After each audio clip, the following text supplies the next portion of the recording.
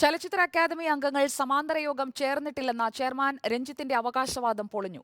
യോഗ തീരുമാനങ്ങളിൽ നടപടി ആവശ്യപ്പെട്ട മന്ത്രിക്ക് അയച്ച കത്തിന്റെ പകർപ്പ് റിപ്പോർട്ടറിന് ലഭിച്ചു. മോശമായി പെരുമാറിയ താൽക്കാലിക ജീവനക്കാരിക്കെതിരെ നടപടി ആവശ്യപ്പെട്ട കുക്കു പരമേശ്വരനോട് ജോലി നിർത്തി വീട്ടിൽ പോകാൻ പരുഷമായി പറഞ്ഞെന്നും കത്തിലുണ്ട്.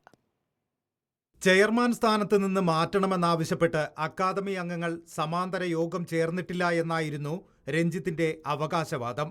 കുക്കു പരമേശ്വരനും സോഹൻ സീനുലാലും പങ്കെടുത്തിട്ടില്ല എന്നും രഞ്ജിത്ത് അവകാശപ്പെട്ടിരുന്നു.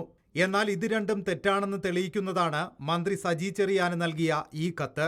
15 കൗൺസിൽ അംഗങ്ങളിൽ 9 പേരും സമാന്തര യോഗത്തിൽ പങ്കെടുത്തു. 7 പേർ നേരിട്ടും കുക്കു പരമേശ്വരനും സോഹൻ സീനുലാലും സിബി കെ തോമസും ഓൺലൈനിലുമാണ് പങ്കെടുത്തത്. ഭൂരിപക്ഷം അംഗങ്ങൾ പങ്കെടുത്തു നടന്ന യോഗത്തെയും അവർ നൽകിയ കത്തിനെപ്പറ്റിയുമാണ് രഞ്ജിത്ത് വാസ്തവവിരുദ്ധമായ പ്രതികരണം നടത്തിയതെന്ന് സാരം. കുക്കു പരമേശ്വരനോട് മോശമായി പെരുമാറിയ അക്കാദമി താൽക്കാലിക ജീവനക്കാരി ശ്രീവിദ്യക്കെതിരെ നടപടി വേണമെന്നും കത്തിൽ ആവശ്യപ്പെട്ടിട്ടുണ്ട്.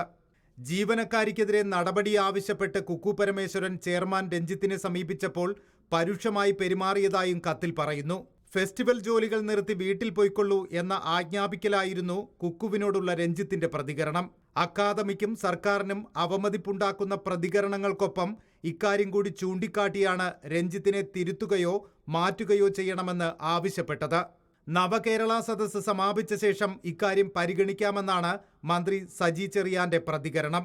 Reporter R Sreejith, in reporter, Thiruvananthapuram.